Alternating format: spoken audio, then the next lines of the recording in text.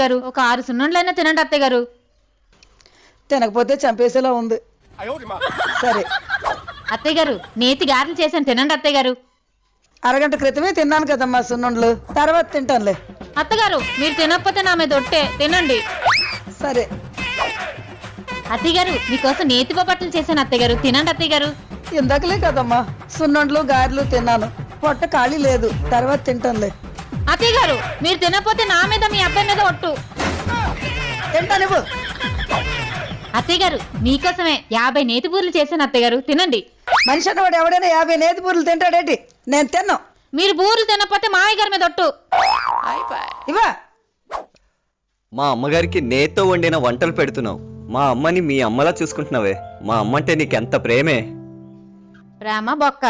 ఆవిడ లావైతే ఆవిడ వడ్డాన నాకు వస్తుందని పెడుతున్నాను.